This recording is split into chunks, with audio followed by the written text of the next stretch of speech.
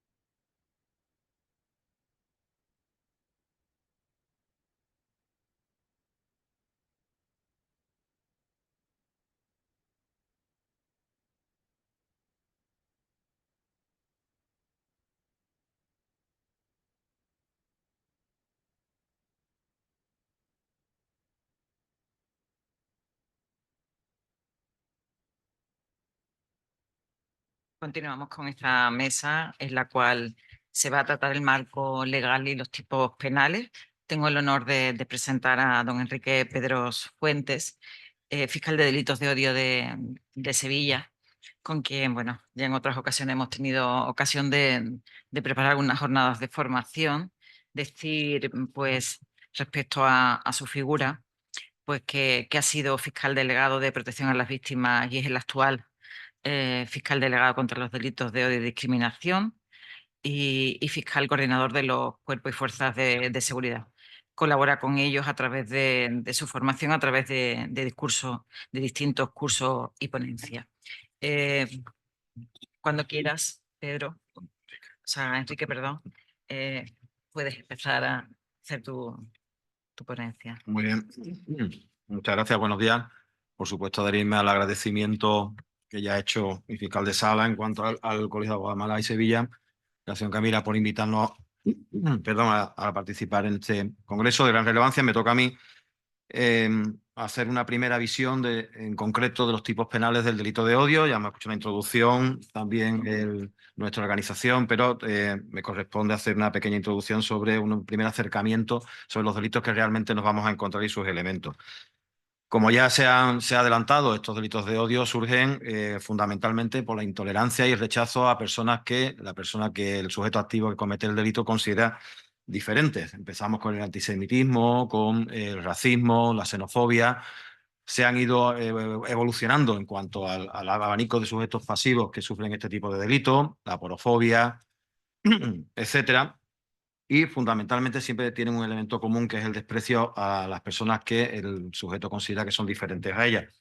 Como les digo, surgió en la Segunda Guerra Mundial por el tema del antisemitismo fundamentalmente, fue evolucionando al tema étnico, nacional, origen nacional, etcétera, y últimamente han existido otros elementos, razones de género, la aporofobia más recientemente, el antigitanismo, que se han incluido, incluso la última por la Ley Orgánica 2022, se incluyen en estos delitos penales. Una primera definición, pues la tenemos en la Organización para la Seguridad y el Desarrollo y Cooperación en Europa, que lo define como aquellas infracciones penales, sean contra las personas, sean contra el patrimonio, cuando la víctima, sus bienes o ese objetivo han sido elegidos precisamente porque pertenezca a alguno de los grupos que la propia OSCE define, es decir, basado en una característica común de esos integrantes del grupo, como puede ser, por ejemplo, su origen nacional, racial, étnico, lengua, color, religión, sexo, y lo que sí es importante, cosa que no ocurre en nuestro país, es una cláusula abierta, cualquier otro factor similar. Aquí, como veremos, no contamos con ese factor abierto, sino que es un número cerrado, como vamos a poder comprobar. La importancia de este tipo de delitos se funda primero porque, como ya ha adelantado el fiscal de sala, atentan a una víctima que sufre un perjuicio considerable porque se ve atacado en algo que es consustancial a su personalidad. Pero es que además no solamente, también la especial trascendencia se debe a que afecta no solo a esa persona, sino también al colectivo al que pertenece, lo que da lugar entonces a un doble riesgo, un doble peligro y un doble resultado lesivo a esa persona y a ese grupo en el que está integrado. ya se ha dicho, atenta fundamentalmente al derecho a la dignidad, de los que derivan también el derecho a la igualdad y la prohibición de la discriminación. De ahí la distinción entre víctimas concretas, que es la que lo sufre, o víctimas difusas, pero incluso de manera indirecta, toda la ciudadanía, puesto que se ven afectados lo que es la paz social, etcétera, cuando se producen este tipo de ataques y de actos. ¿En qué consiste el discurso de hoy? Esta primera sentencia del Tribunal Supremo contuvo unos elementos esenciales. Hay que decir que además no todo, como ya se ha adelantado también, no todo contenido que nos parezca contrario incluso a la propia Constitución, no todo comentario odioso en sí mismo va a integrar un delito de odio, puesto que solo se va a reservar a aquellos ataques más importantes conforme exige el principio de legalidad en nuestro derecho penal y también actuando este derecho como última ratio cuando se trata de conductas más graves. En primer lugar, porque el delito de odio viene caracterizado porque las víctimas son seleccionadas precisamente porque pertenecen a uno de los colectivos que vamos a ver después. Ese ataque, como ya he dicho, afecta a todo ese colectivo y además contiene siempre expresiones contrarias a la intolerancia y el respeto debido y únicamente aquellos mensajes graves y serios, como dice el propio Tribunal Supremo, que el ánimo del autor sea agredir precisamente de esa forma es cuando vamos a poder encontrarnos con este tipo de delitos. Veremos también que no se reducen a los elencos del artículo 510, sino que existen otros más amplios que serán objeto de la ponencia, pero sí es importante saber que estos son los elementos fundamentales para poder ir distinguiendo un delito de odio. Les decía que no todo comportamiento odioso es delito, pero además no todo es delito de odio. Tenemos a lo largo del Código Penal, yo no voy a entrar en ellos, pues son objeto de la ponencia posterior, pero todos ellos están basados en un elemento de discriminación, las amenazas a un colectivo, las torturas cometidas por funcionario público o autoridad por razones de discriminación, la discriminación en el ámbito laboral, negación de servicios públicos o bien de prestaciones particulares 511 y 512, la asociación ilícita para la comisión de delitos discriminatorios o contra los sentimientos religiosos y finalmente el enaltecimiento del terrorismo. Como veremos, se puede incluir en cualquiera de estos tipos penales. Si entramos directamente en los delitos de odio, bueno, están regulados en el título 21 dentro de delitos contra la Constitución y fundamentalmente los delitos relativos al ejercicio de los derechos fundamentales y las libertades públicas. Pues, ¿cómo se caracterizan? En primer lugar, estos delitos del artículo 510, en sus 6 números, contienen elementos muy diferentes, una pluralidad de conductas que van a afectar al bien jurídico protegido, en este caso la dignidad de la persona, que van desde elaborar material que pueda atacar a la dignidad de las personas, fomentando un clima de odio y discriminación, realización de conductas lesivas contra esas personas, promover públicamente el ataque a esas personas, etcétera. Lo esencial, como hemos destacado ante la sentencia del Tribunal Supremo, es que es la relevancia de esa conducta. Solo los ataques más graves que se puedan determinar van a constituir este tipo de delitos.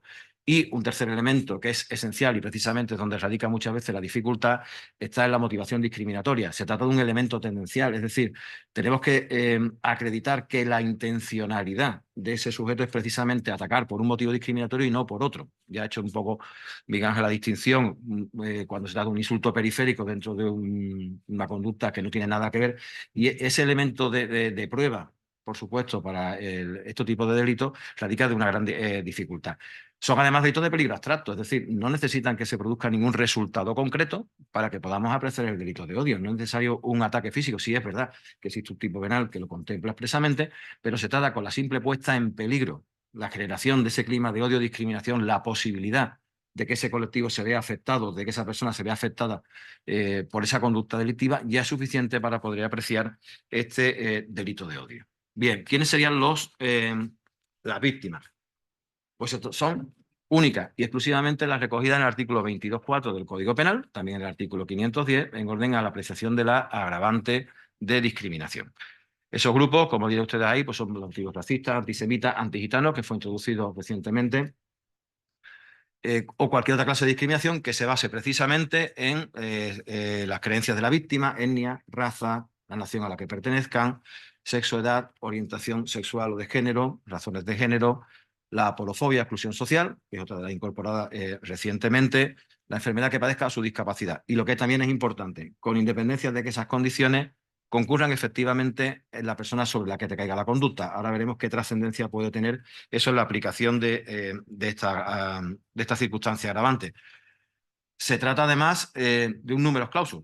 Es decir, fuera de estos elementos, fuera de estos grupos, mejor dicho, no se puede apreciar esta circunstancia agravante ni tampoco el delito de odio. El Tribunal ha sido el Tribunal Constitucional taxativo en ese aspecto. El derecho penal es taxativo, no se puede aplicar la analogía en contra del reo. Es decir, yo no lo puedo aplicar esta circunstancia a otro elemento que se le parezca si no concurren exactamente esos elementos. ¿Cómo podemos apreciar entonces si se aplica o no? Esto ocurrió, por ejemplo, en la sentencia del Tribunal Supremo de octubre del 19, que todos muchos conocerán, el llamado caso Alsasua.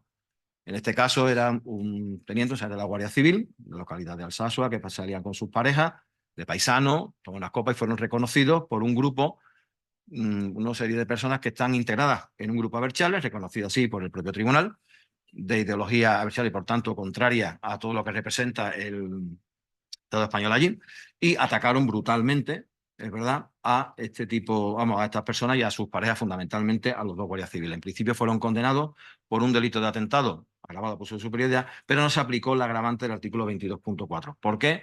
Según el Tribunal Supremo, porque a la Guardia Civil o Fuerzas y Cuerpos de Seguridad no se le podía atribuir una ideología determinada. Si el ataque no se produce por razones ideológicas, como se pretendía, sino porque bueno, ellos querían que desapareciese la Guardia Civil de allí y por tanto actuaron por esa motivación.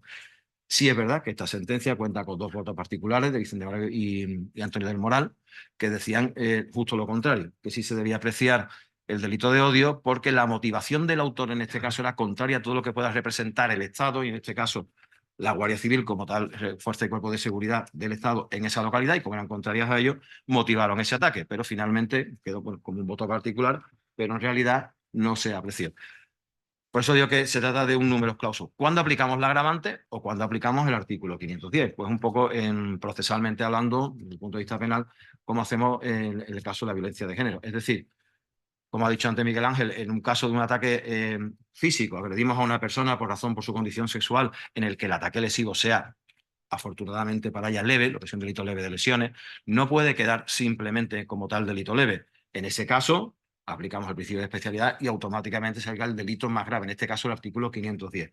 Pero ¿qué ocurre si lo que se aplica es un homicidio? Matamos a una persona por su condición sexual, matamos a una persona por su condición religiosa.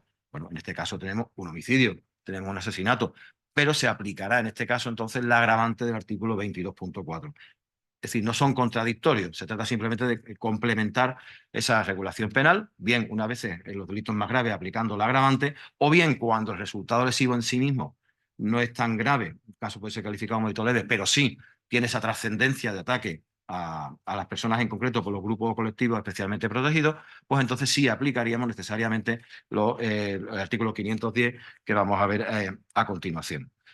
Hemos visto a la víctima. ¿Cómo identificamos a un autor? Ya hemos hablado, por ejemplo, de la dificultad que tiene hacer un elemento tendencial.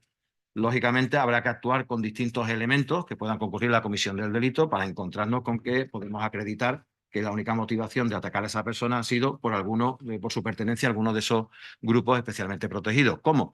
Pues por los antecedentes penales o policiales. No significa que hablemos de un derecho penal de autor, no estamos hablando de que porque esa persona tenga antecedentes anteriores va a ser autor, pero sí es posible ir determinando que su actuación normal en casos análogos ha sido precisamente por una motivación discriminatoria, racista, homófoba, etcétera, y por tanto podrá ser aplicado también como un indicio más a valorar por el tribunal en el juicio correspondiente a través del análisis de sus comunicaciones en redes sociales, tanto anteriores o posteriores al hecho, pueden dar a entender o pueden permitirnos llegar a probar que efectivamente su motivación fue completamente discriminatoria y no otra. Frase o gesto en la comisión del delito. Muchas veces los ataques homófobos vienen acompañados de alguna expresión vejatoria precisamente a la víctima. Pues eso da a entender que la única relación o la única motivación, mejor dicho, para la comisión del delito fue precisamente su condición sexual. La pertenencia a grupos de carácter radical. Es verdad que no siempre, ni muchísimo menos, el autor pertenece a este tipo de grupos radicales, pero sí es cierto que su pertenencia a ellos nos puede dar idea de que precisamente esa fue su idea a la hora de actuar. Y fundamentalmente que nos permitan acreditar, como en virtud del principio acusatorio, que conocía perfectamente los elementos que integran la infracción penal que ha cometido. Junto con la víctima y el autor, tendremos que determinar también el contexto en el que se produce a fin de poder acreditar que nos encontramos ante un delito de odio. Primero, por el carácter irracional de la conducta. No se trata de una pelea por un motivo de tráfico, como has puesto antes, por ejemplo. No. es una conducta que sin venir a cuento, digamos, se produce ese ataque. Bien, pues ya tendríamos ahí una posible, la falta de explicación, si es que el delito alguna vez la tiene. En este caso concreto, además, no tendría ninguna salvo ese afán discriminatorio de ataque a la persona por su pertenencia a esos grupos. Que no exista ninguna relación previa entre víctima y agresor es también indicativo de la gratuidad de esa conducta, o bien la pertenencia de uno o de ambos a grupos, por ejemplo, o a colectivos que estén enfrentados entre sí por alguno de esos motivos, bien ideológicos o bien de cualquier otra naturaleza. Para ello, contamos, como ya se ha adelantado también, con la colaboración con las fuerzas y cuerpos de seguridad. Estos grupos ya se están creando grupos, ya existen grupos especializados, tanto en Guardia Civil como en Policía Nacional, Red Evo, que nos remiten, como ha adelantado Miguel Ángel, los atestados a los fiscales delegados cuando consideran la existencia de una serie de indicadores que nos van a ayudar a poder acreditar luego en un procedimiento penal que efectivamente la motivación fue esa. Y son muy variados. Desde la propia percepción que tiene la víctima, es muy importante, no significa que porque la víctima denuncie haber sufrido un ataque de odio ya automáticamente sí reúna los elementos del tipo penal, pero sí es muy importante saber que la agresión, la percepción que sufre esa víctima indica la posibilidad de que nos encontremos realmente ante este tipo de delitos. Su pertenencia a un grupo vulnerable es esencial para poder determinar que el ataque viene motivado precisamente por esa actuación, que exista una discriminación por razón de odio o por asociación. La discriminación por asociación significa el ataque no a la persona que pertenece al colectivo, sino a una persona que, bien individualmente o bien en otro grupo, colabora con esos colectivos. Imagínense atacar a una ONG que ayuda a inmigrantes en España. Bien, pues el que ataca a esa asociación estaría cometiendo este delito precisamente por la agravante por asociación o por error. Yo ataco a una persona creyendo que efectivamente pertenece a ese colectivo, aunque luego no lo sea. Bien, pero en este caso nosotros se ha admitido que se aplique esta grabación o el delito de odio porque la motivación del autor fue precisamente ese motivo de carácter discriminatorio. Como le he dicho antes, las expresiones o comentarios que haya realizado, su estética, nos puede ayudar también. Tatuajes, banderas, uniformes que lleven, cazadoras, etcétera. Un asunto en Madrid que me acuerdo, uno de los primeros de ataques racistas en el metro de Madrid, en el que mataron a un chico porque llevaba una cazadora de una estética que respondía a una ideología absolutamente contraria al agresor, y tal y como se le acercó directamente, le aceptó un navajazo en el corazón y lo mató. Y efectivamente el único motivo fue eso, acompañado de una expresión también de carácter ideológicamente de ultraderecha. Que el incidente se produzca en lugares de culto, etcétera. Su pertenencia a grupos ultra, como ya hemos dicho anteriormente, con las nuevas sentencias en relación a los delitos de espectáculos deportivos, o la pertenencia a asociaciones, esa falta de contacto entre la víctima y el autor. Determinadas fechas pueden ser indicativas también de que el delito se comete por ese motivo, y en general todas sus comunicaciones en redes sociales. Se trata, por tanto, de que la policía elabore un informe lo más amplio posible acerca de las características tanto del autor como de la víctima, al objeto de poder acreditar lo que he dicho anteriormente, no es más que un delito de carácter tendencial. Por tanto, que ese ánimo, que ese dolo de atacar a una víctima por su pertenencia a ese grupo pueda ser acreditado ante el juzgado sin la más mínima duda. Si entramos ya en los delitos en concreto que suponen el Código Penal, bueno, sin ánimo de ser exhaustivo, pero el artículo 511A, ahí se los he transcrito, habla de fomentar, promover o incitar directa o indirectamente, que es importante, al odio, a la hostilidad, la discriminación o la violencia, si es la finalidad última, contra un grupo, una parte de ese grupo o una persona porque pertenece a él, precisamente por esos motivos. Esos motivos coinciden con los que hemos visto antes en el artículo 22.4, por tanto, todo ese ataque que no se produzca, o que se produzca, mejor dicho, contra personas que estén fuera de este tipo de colectivos, no podríamos aplicar el artículo 510.1a. Bien, pero esto es la teoría, bien, queda bien reflejado, fomentar públicamente, pero en realidad, ¿cuándo se aplica? ¿Cómo podemos describir o notar que nos encontramos ante este tipo de actuaciones? Esta es una sentencia por un asunto que llevamos nosotros en Sevilla, a través de una publicación en Facebook, en el que esta persona, de forma clara y manifiesta, señalaba en su perfil abierto pues una serie de ideas, etcétera, contra un determinado grupo político. En este caso, lo pongo ahí, pues expresiones del tenor como que se caiga uno con un tiro en la cabeza a toda esta gente de las siglas del partido político al que se refería, yo lo apoyo, si alguien los quiere pillar, echarlos de la cuneta, las ratas o celos, son expresiones que desde luego no tienen, si me apuran, ni siquiera coherencia. Lo que sí son completamente manifiestan de una forma absolutamente clara el odio, cómo fomenta esta persona el odio hacia, en este caso, por motivos ideológicos, simplemente por el hecho de que no compartía su ideología. En este caso fue, como decía Miguel Ángel, propusimos una sentencia de conformidad, luego veremos también los problemas que plantea este tipo de delitos para llegar a una conformidad, pero en este caso sí que pudimos lograrla porque aceptó perfectamente estos hechos. Y luego en esta sentencia del 19 del 22 la he traído a colación porque reúne todos los elementos discriminatorios que hemos visto en el artículo 510. Porque este señor, que es español, ahora veremos por qué lo digo, es de una de las 3 ramas del Islam, en este caso una de la más ultraconservadora, y en su perfil también, en 3 perfiles distintos, pues se dedicaba a lanzar determinados mensajes. Pero aquí lo que me llamó la atención fundamentalmente fue que es que ataca a todos los colectivos que ven en el artículo 510, que prácticamente no se dejó ninguno fuera. Porque en relación con el Islam decía cosas como os voy a seccionar la aorta, los suníes, que es la otra rama del Islam. Esto además, bueno, extrapolado, he traído varios, pero eran muchísimos más. La sentencia tiene cerca de 50 folios, de los que prácticamente 30 son a base de los mensajes que este señor en ese perfil de Facebook iba señalando. Pero razones, me da ganas de coger un cuchillo, de gorar suní por suní. Es decir, se trata de mensajes absolutamente radicales, por supuesto, pero que además fomentan directamente la violencia, el odio, la humillación, fundamentalmente en este caso más bien el odio y el ataque violento a este tipo de grupos, esto por carácter religioso. Pero en relación con los españoles, ojo, y siendo español, nada impide que se pueda aplicar el delito de un sujeto activo que pertenece al mismo colectivo que le ataca. Nada lo impide. Y en este caso también se aplicó. Este señor pues decía cosas, si bien primero una serie de elementos al principio, bueno, que podemos decir, se limita a insultar de gravemente, bueno, pero es que ya después empieza a temerse bombas, temerse tiros en la nuca. Si tienes problemas, mata a un español o a sus primos, refiriéndose a los americanos, europeos. Yo ya digo que prácticamente recogía el universo completo. Cuanto más españoles primos maten, mejor. Es decir, fomenta directamente un clima de odio contra este tipo de personas. Pero es que además, en relación con las mujeres, también, por la discriminación por razón de género, sexo, en este caso utilizaba, le pega, le das una paliza, le das guantazos. Es decir, la cuestión teórica, el tipo teórico del artículo 510, ¿cómo se refleja? Pues precisamente en mensajes de este tipo. Esto es lo que calificamos como un ataque, una promoción al odio, la discriminación y la violencia contra ese tipo de colectivos.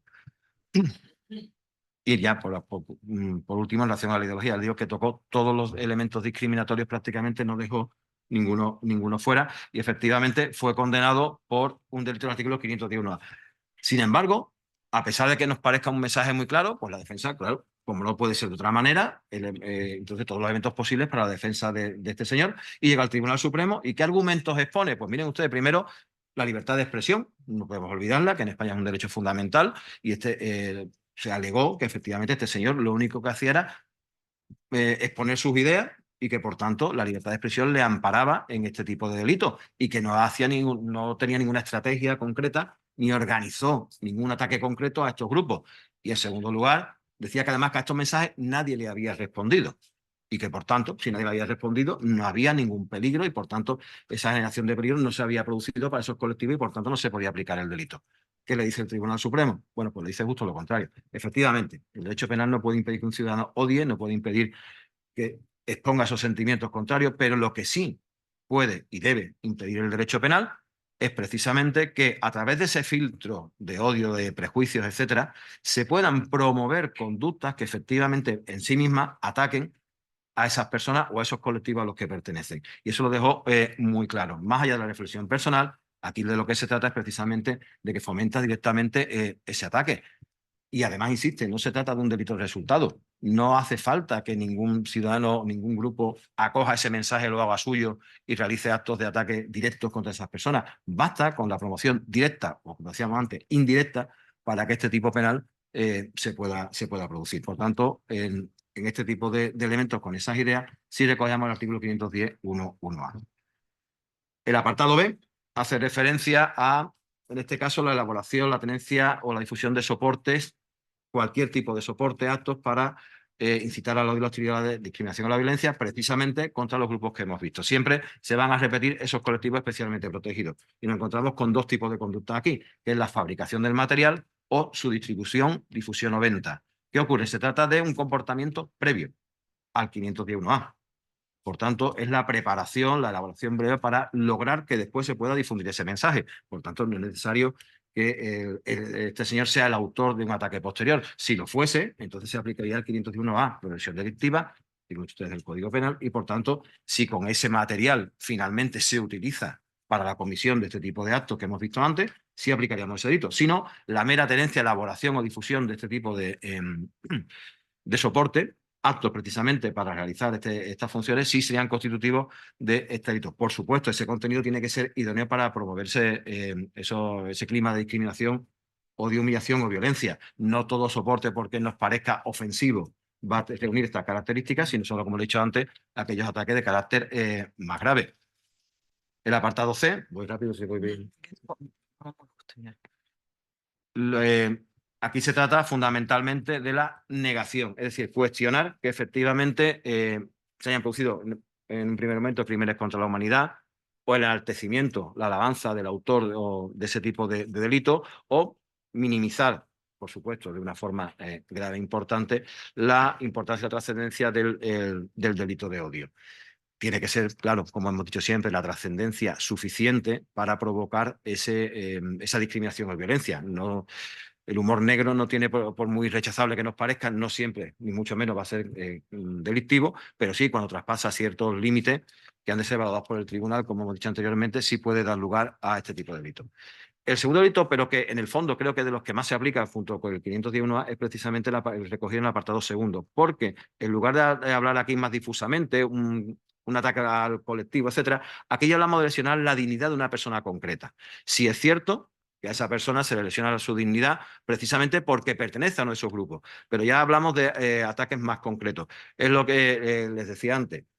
Es posible que el ataque físico que yo realizo a una persona simplemente, o como ha explicado Miguel Ángel, esta señora musulmana que se sube en el autobús, el resultado lesivo en sí mismo no sea grave, es un delito leve, pero sin embargo el ataque por razón y en este caso de su religión, sí que es lo suficientemente grave para provocar para atentar contra su dignidad, en concreto de ella. Y por tanto se aplicaría este segundo supuesto, que incluye también un segundo elemento que es la fabricación o puesta a disposición de materiales que atenten a la dignidad precisamente de esa persona o de ese grupo de personas. Esto también creo que la conoce perfectamente Miguel Ángel. Le resumo rápidamente.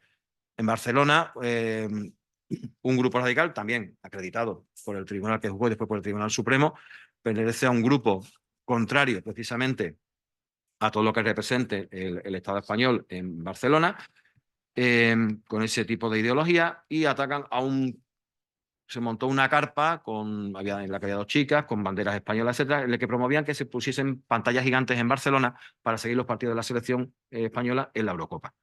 Bien, pues estos señores, cuando ven, era fácilmente distinguible además, esta carpa con esa bandera, pues directamente al grito de putas españolas, etcétera, irrumpieron en esa carpa, la destrozaron y además agredieron a estas chicas.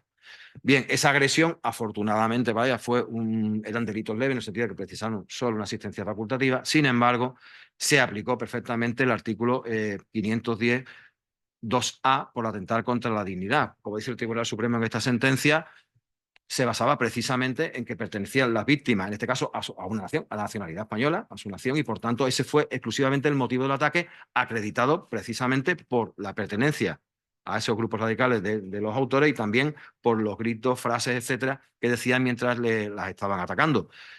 Ese es el componente de odio que lo desencadenó y por tanto atacaban completamente a la ideología simplemente que representaba lo que era el ser español. Y finalmente, fue de las primeras que surgió, y por eso también lo traigo a colación, el tema de una agresión sexual absolutamente gratuita, no agresión sexual, perdón, una agresión por condición sexual absolutamente gratuita. Tres señores un chico con dos chicas que salen de una discoteca, por su forma de andar se acercan y empiezan a pegar directamente. Y cuando empiezan a pegarnos, las chicas se encaran y dicen, bueno, pero ¿qué le estáis haciendo? Y le sueltan esa frase, porque es un maricón de mierda, porque lo vamos a matar y es lo que se merece. Bien, en este caso, también la Audiencia Provincial pues los condenó por el delito. ¿Tengo que correr más? Bueno. Si me dejas algo. Voy a correr un poquito más. Bueno, el 510.2b simplemente es una repetición del 1b, pero sí me gustaría hacer referencia a esto porque es importante. Se produce una grabación de la pena cuando se realizan por medio de Internet. Es decir, no es lo mismo, el Tribunal Supremo no valora igual, por ejemplo, el que ahora mismo a mí aquí delante del micrófono me venga arriba y empieza a decir una serie de cosas que al final pueda atentar contra esas personas, que hacerlo por medio de Internet, redes sociales, etcétera. ¿Por qué? Uno, porque según el Tribunal Supremo eso indica, primero, el riesgo cierto de que permanezca en el tiempo ese mensaje de odio. En segundo lugar, porque el que se pone ante un ordenador o ante el móvil, aunque parezca como algunas veces que no, implica al menos una reflexión de lo que está escribiendo. Siempre le puede dar a borrar y, sin embargo, ha continuado. En tercer lugar, lo aplica tanto al comunicador primario como al secundario, es decir, al que extiende ese mensaje. Además, ¿por qué se agrava la pena? Por la posibilidad de que llegue a un gran colectivo. No hace falta que se acredite que el colectivo, realmente el número de personas que han podido ser receptores del mensaje, sino efectivamente la posibilidad real de que ese mensaje hubiese llegado. Y precisamente por la alteración de la paz pública o clima de seguridad que van a señalar. Y esto sí con esto de verdad, ya acabo. En el 510.5 me interesa señalarlo porque nos seguimos encontrando algunas veces con el problema de que estos delitos de odio, si a lo mejor no coincide el criterio de fiscalía con el criterio de la acusación particular, por ejemplo, aparecen en el juzgado de lo penal. Vamos a ver, los delitos del 510 llevan acompañado una pena de inhabilitación, el número 5, que muchas veces no llegamos a verlo, en el número 5 del ámbito docente y deportivo, con un tiempo superior entre 3 y 10 años al de la pena privativa de libertad que se imponga. ¿Eso qué implica? Que automáticamente excede en abstracto de la pena que pueda corresponder al juzgado de lo penal, porque la pena de inhabilitación es hasta 10 años. Como es posible, se prevé la previsión de que pueda exceder de ese delito, de ese límite de competencia objetiva del juzgado de lo penal, hay que tener en cuenta que siempre que se aplique la calificación del 510 habrá que dirigir el procedimiento ante la audiencia provincial, siempre y sin excepción. Y bueno, simplemente la posibilidad, traía preparado el protocolo para el borrado de actuaciones por Internet, etcétera, pues bueno, que sepan ustedes que se puede adoptar como medidas cautelares, que es muy importante a través de un protocolo que ya se ha firmado por muchísimos colectivos en España, la Fiscalía General del Estado, el Ministerio de Justicia, etcétera, para que cuando se detecten esos contenidos de carácter atentatorio que puedan significar un delito de odio, o bien sean páginas que preponderantemente vayan a difundir este tipo de mensajes, se pueda actuar contra ellas, bien de carácter cautelar o bien de carácter definitivo, para borrar esos contenidos, eliminar esos accesos y, por tanto, lograr erradicar este tipo de delitos. Temas preparados, pero bueno, no tengo tiempo para más. Muchas gracias. Muchas gracias a ti. Gracias, Enrique. Enrique, porque sabemos de tu trabajo, de tu esfuerzo por haber venido aquí a la sede del Colegio de Málaga y porque siempre dices que sí, cada vez que se te invita a una jornada formativa. ¿Qué decir de Manuel Pérez Cuajares, compañero y, bueno, dentro de la Junta de Gobierno del Colegio de la Abogacía, que estuvo desde el año 2006 hasta el año 2022?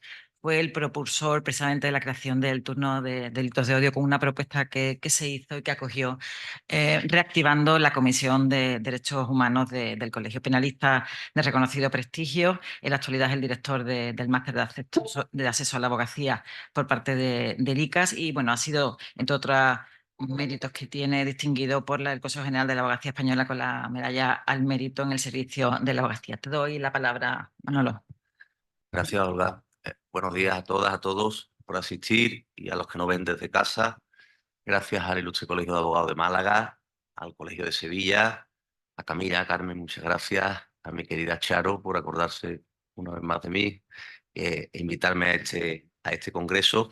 Y gracias, Olga, pero yo la verdad que exagerada presentación, a mí me gusta más la del programa que pone aquí Manuel Pérez Cuajares, abogado del Ilustre Colegio de Abogados de Sevilla. Yo creo que ahí me siento más identificado. Y sí quiero decir, por cierto, que el decano Salvador, en un lapsus, a mí me ha identificado antes como diputado del Colegio de Abogados de Sevilla, que no lo soy.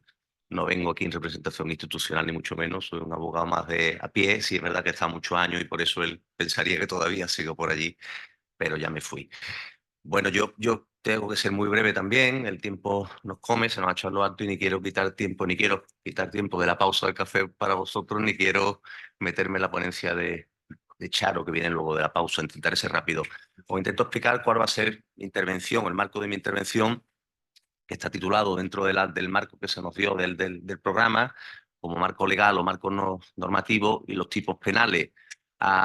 Bueno, los tipos penales, Enrique ya ha hecho referencia, nuestro querido fiscal, a todos que son considerados, y ahora entraré porque lo digo, los delitos de odio, digamos, estrictos del 510, y yo voy a hacer una brevísima referencia. Os pido también disculpas porque yo soy el más torpe de España para esto de los PowerPoint, y he hecho uno, el que sale de la máquina directamente, y lo que he querido, al menos que tengáis alguna breve referencia sobre el marco legal, marco normativo de aplicación.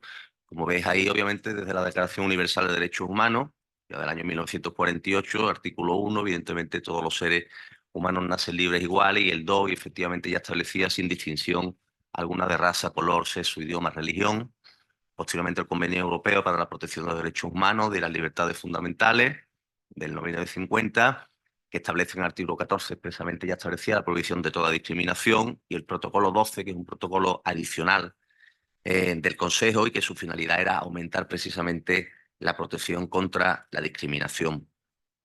Pacto Internacional sobre Derechos Civiles y Políticos del 66, ya digo que es una mera referencia para que tengáis al menos una idea general del marco legal más representativo. Diversas directivas a nivel europeo, la 43 del 2000, la 78 del 2000, sobre la no discriminación, la directiva de víctimas de delito, que es la 29/2012, fue traspuesta, ha hecho antes referencia el señor Aguilar, el fiscal de sala, a la ley 4/2015 del Estatuto de la Víctima, tan importante, que traspuso esta directiva, o también la de no discriminación o la igualdad entre hombres y mujeres, la 54/2006. A la Carta Europea de Derechos Fundamentales, también en su artículo 21, establecía la prohibición de toda discriminación, y en particular ya decía la ejercida por razón de sexo, raza, color, origen étnico, sociales, características, incluso por razón de la nacionalidad.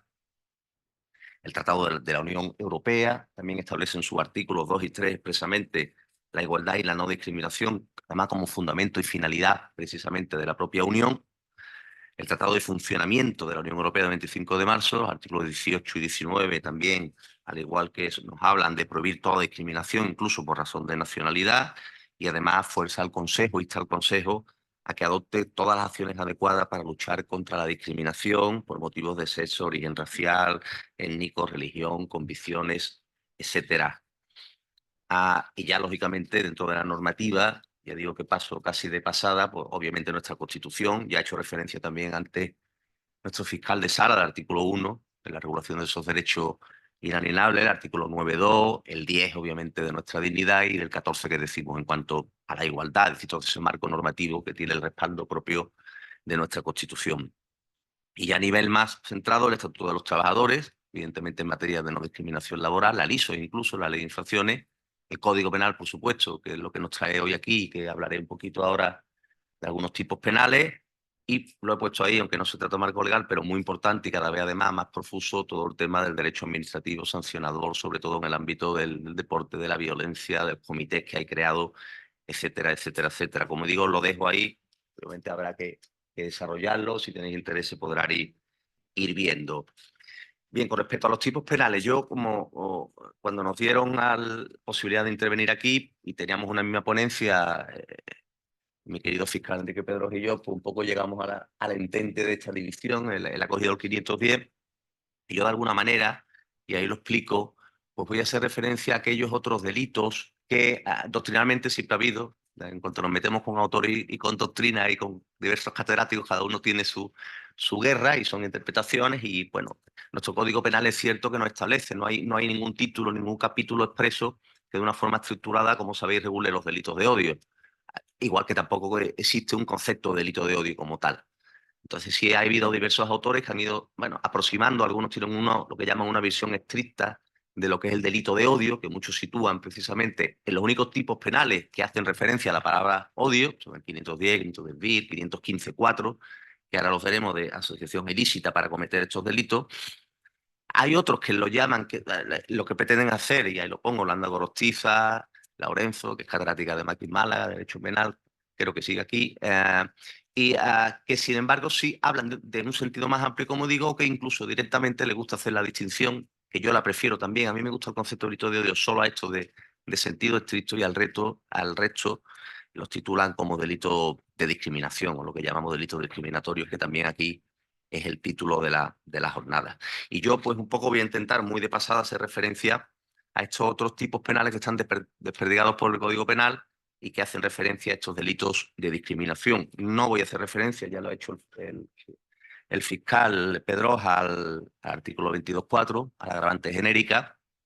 Obviamente es aplicable a cualquier delito, y entro ya directamente, si os parece, pues en el artículo 170, 171, 171, que es el tipo agravado del delito de amenaza contemplado en el artículo 169, cuando precisamente, como se establece, si las amenazas tienen precisamente como finalidad de un más que constituya delito y van dirigidas a atemorizar, y esta es la clave, a los habitantes de una población, grupo étnico, cultural, colectivo, religioso, social o a cualquier otro grupo de personas se establece. Bien, este tipo tiene alguna particularidad. En concreto, bueno, obviamente tiene que tener la intencionalidad, el dolo, efectivamente, y el propósito del autor de atemorizar a este grupo. Tiene que tener la suficiente gravedad o idoneidad para que efectivamente se produzca. Dice el tipo que la amenaza, y si os fijáis, el 170 dice la amenaza que con un mal que constituya delito. Evidentemente lo deja en términos genéricos, pero una interpretación lógica en cuanto que es un subtipo agravado del artículo 169 se está refiriendo a que constituye alguno de los delitos que precisamente sí se establecen en el 169, es decir, delitos de homicidio, de lesiones contra libertad, torturas, integridad moral, ¿vale? Y bueno, cuando se refiere o hace referencia a cualquier otro grupo de personas, yo entiendo en la interpretación que no se refiere solo a una entidad numérica, grupo de personas, sino que todo este grupo debe tener un elemento común que identifique precisamente a las personas a las que hace referencia. Posteriormente nos encontramos ya, un poquito más adelante, con los títulos, los artículos que regulan contra la integridad moral del 173 al 176, y yo me quiero detener, lo he puesto ahí un poquito más, en el delito de torturas del artículo 174, que castiga a la autoridad o funcionario público. Ya empezamos con distinguir que tiene que tener una cualidad especial, es un delito especial propio, tiene que ser la autoridad o funcionario público que, abusando de su cargo con el fin de obtener una concesión, información o por cualquier razón, dice, basada en algún tipo de discriminación, someta a esta persona a condiciones, procedimientos que por su naturaleza, duración u otras circunstancias le supongan sufrimientos físicos o mentales, supresión o disminución de sus facultades. Ya hemos hablado de que el sujeto activo tiene que tener esta característica específica, habla de por cualquier otra razón o discriminación, y bueno, simplemente significar el concepto de autoridad o funcionario público, como sabéis, en tanto cuanto debe ser el que se establece en el Código Penal, en el artículo 24, 1 y 2, no es el concepto administrativo de funcionario o de autoridad, sino que en realidad es cualquier otra persona definida, como digo, en el Código Penal, en general, que participe en el ejercicio de funciones públicas. En este caso sí he puesto yo ahí, y lo veréis que he puesto una sentencia, porque es muy reciente, la sentencia del 14 de diciembre del 23, una sentencia del Tribunal Supremo que ratifica una dictada por la Audiencia Provincial de Madrid, la sesión cuarta, que es de mayo del año 2021, en la que se condena a un policía que había se había detenido a una persona por un delito de atentado, y bueno, había sido metido en el calabozo bajo su custodia. Esto fue más o menos a las 6 de la mañana, y entre las 9 menos cuarto, 9:50 de la mañana, está determinado, esta persona pide que le den de comer. Este policía se dirige a él y le dice: a los moros solo se les da agua. Y tras esto, esta persona entra en la celda donde está, le da 2 puñetazos a esta persona, vuelve a salir, el que está dentro detenido pide asistencia médica, y está probado, porque además se graba, están las cámaras grabadas, como vuelve a entrar en un periodo de una hora siguiente hasta 3 veces más. En una de ellas le vuelve a agredir con puñetazo tapada, en otra incluso le da con la defensa. Y bueno, esto se llevó. La defensa del policía sostuvo que en realidad que no está acreditado, que en fin, que ya tenía estas lesiones. Pero aquí, en realidad, traigo esta sentencia porque nuestro Tribunal Supremo, haciendo referencia además a una sentencia del Tribunal Europeo de Derechos Humanos, sí marca un parámetro en cuanto a la valoración de la prueba en este tipo de delito, y señala concretamente, recordando al Tribunal Europeo, en concreto al caso La Vita contra Italia, que la acreditación en caso de tortura de los hechos alegados desde luego se tiene que valer del criterio de la prueba más allá de la duda razonable. No se trata de que vengamos aquí a desvirtuar ahora el derecho de la presunción de inocencia que todos tenemos, pero dice, una prueba tal puede resultar de un conjunto de indicios o de presunciones no refutadas suficientemente graves, precisos y concurrentes. Y dice, además, como cuando en el presente caso los acontecimientos en cuestión en su totalidad o en gran parte son conocidos exclusivamente por las autoridades, como en el supuesto de las personas bajo su control en detención preventiva y a mayor abundamiento cuando son puestas en detención incomunicada, cualquier herida o fallecimiento sobrevenido en ese periodo de detención da lugar a fuertes presunciones de hecho. Fijaros que aquí además había una prueba y si lo y el razonamiento es total porque se acreditó que esta persona que venía con un parte médico de cuando la detuvieron a las 6 de la mañana, sí presentaba, pero presentaba una única contusión, posiblemente fruto de lo que pasó y que motivó su detención.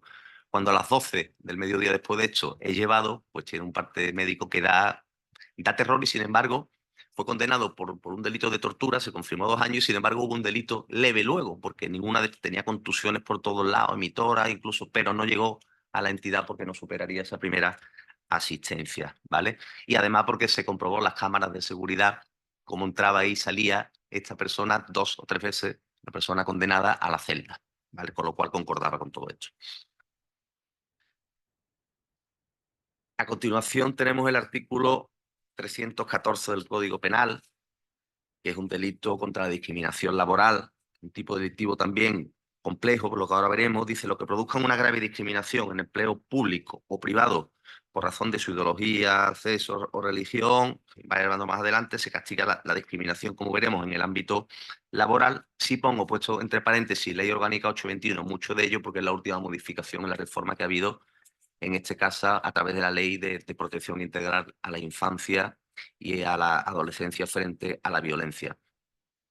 Digo que este tipo tiene algunas particularidades porque el tipo dice los que produzcan por un lado y no restablezcan. Es decir, es un tipo penal que requiere, en primer lugar, un filtro previo.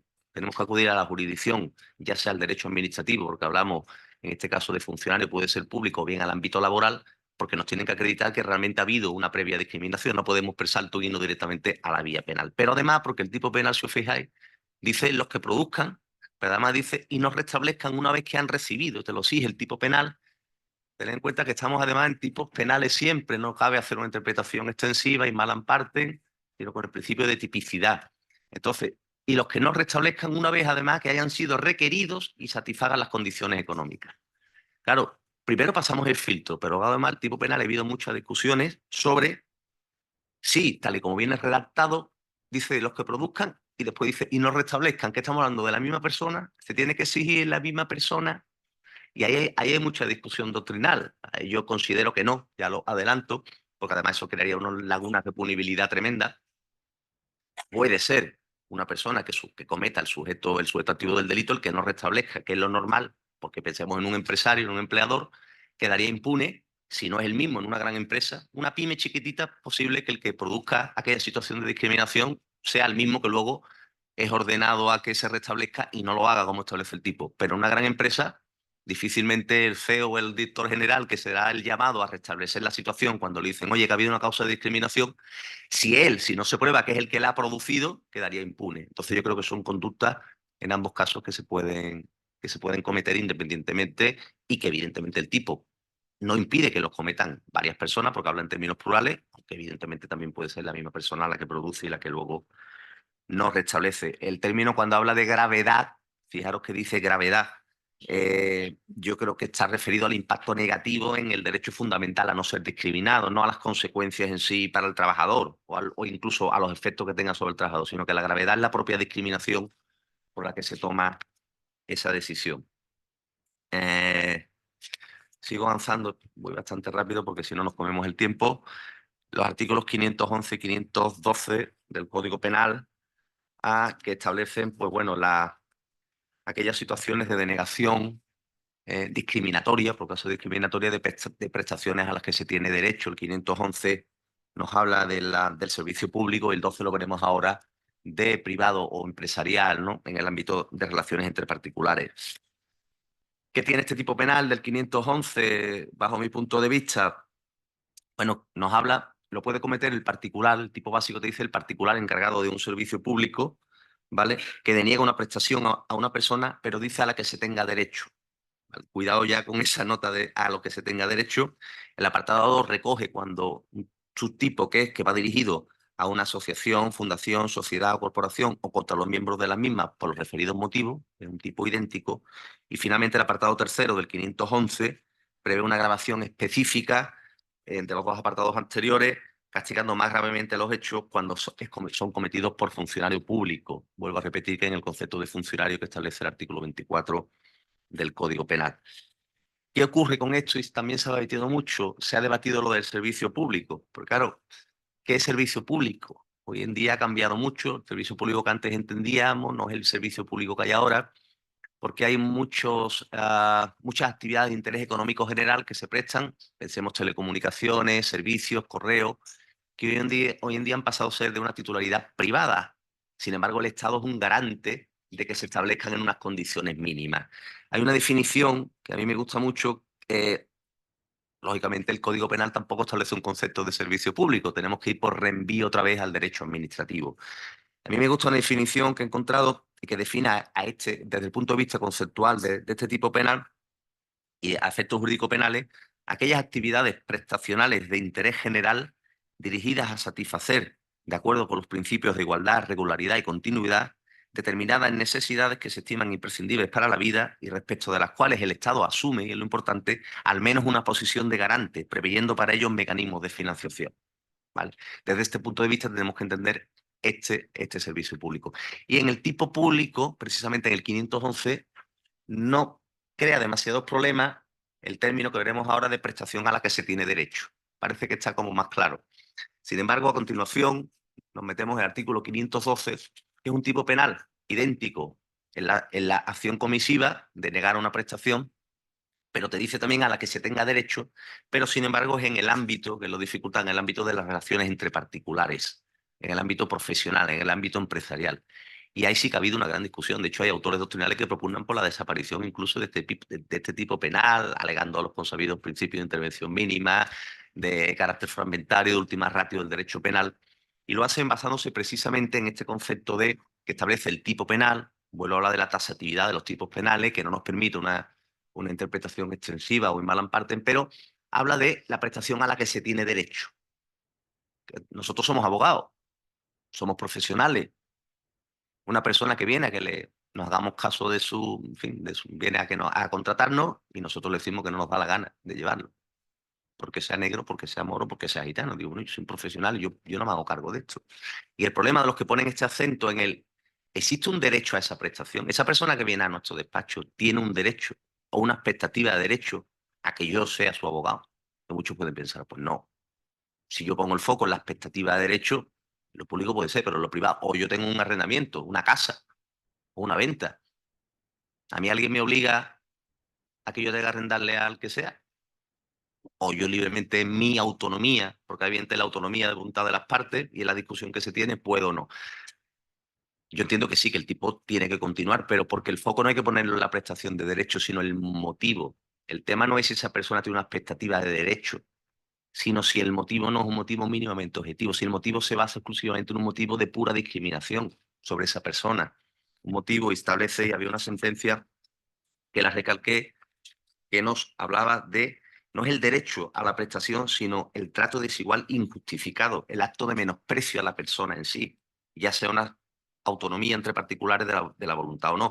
De esto hay muchas sentencias, podéis buscar, las tengo establecidas, no me quiero meter en el ámbito de la ponencia de la jurisprudencia, pero ha habido hubo ya hace tiempo alguna que condenaron a un pub, a un local, pues porque la encargada se dirigió, había entrado un grupo de personas con síndrome de Down, como 15 o 20, con un monitor, y se acercó la responsable del local a la monitora y le dijo que qué coño hacéis aquí, que con todos los locales que hay venía a fastidiarme aquí al mío, ¿no? Sin ningún motivo se estaban tomando un refresco. Está claro que la condena fue porque es que no había, será una relación entre particulares, pero el menosprecio, el acto de discriminación es tan evidente por esa discapacidad que los condenaron. O, y pongo un ejemplo, hay una sentencia de la Audiencia Provincial de Sevilla, que bien conoce Olga, de abril, si no recuerdo mal, del año 2019, ratificando una de un juzgado penal que condenó a un colegio privado porque a una familia parental, dos padres sexuales, pidieron a información y echaron una prescripción para que su hijo pudiera entrar en ese colegio privado, como digo, relativamente particulares.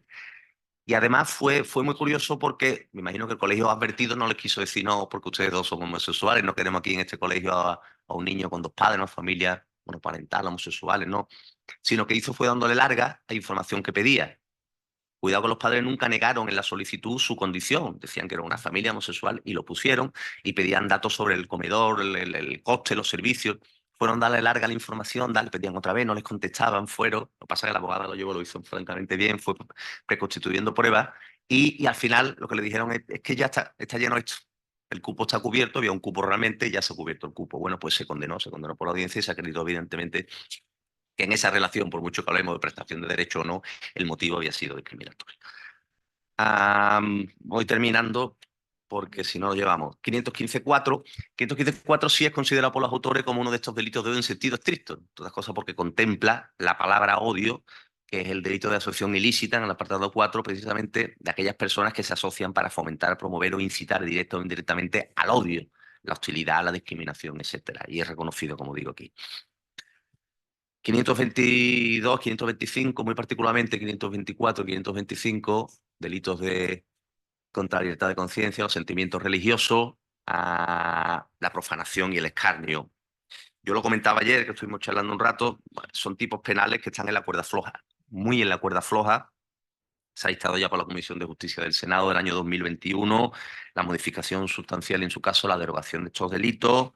El Ministerio de Justicia lo ha puesto, incluso existe una carta remitida al Ministerio de Justicia español por la Comisaria de Derechos Humanos del Consejo de Europa, Dunja Mijatovic, que pide a España considerar la despenalización concreta de la ofensa a los sentimientos religiosos por cuanto entiende que puede generar interferencia y limitaciones indebidas a la libertad de expresión. Son delitos llamados de expresión y ya digo que tienen, de hecho ha habido casi todas las sentencias últimas que ha habido, o casi todas ellas son de contenido solutorio porque es un delito muy específico, es decir, un elemento subjetivo, un dolo directo que es atacar o ofender directamente los sentimientos religiosos por parte de las personas denunciadas y eso es muy difícil de probar y ya digo, puede tener esa afectación. Bueno, artículo 607 los he puesto ahí, el genocidio y la lesa humanidad. Yo no voy a hablar de ellos, pero siquiera que nunca siquiera se tenga que hablar de este tipo de delitos, pero están ahí. Luego os he puesto y he recordado el marco administrativo, bueno, dentro de conductas discriminatorias no penales o que no alcanzan la suficiencia y la entidad o la gravedad, pero que son muchas las que pueden ser utilizadas. Yo lamento he sido muy deprisa, pero por la margen del tiempo y quedo a vuestra disposición si después hay cualquier pregunta. Muchísimas gracias a todos por la atención. Bien, siguiendo el programa, marcamos una pausa y a las 12:30 reanudamos las sesiones. Muchas gracias.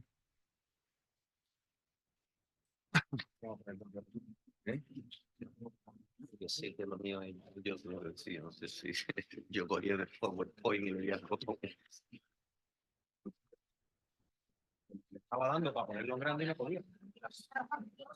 Ya te digo, yo cogí el que tiene el programa por defecto.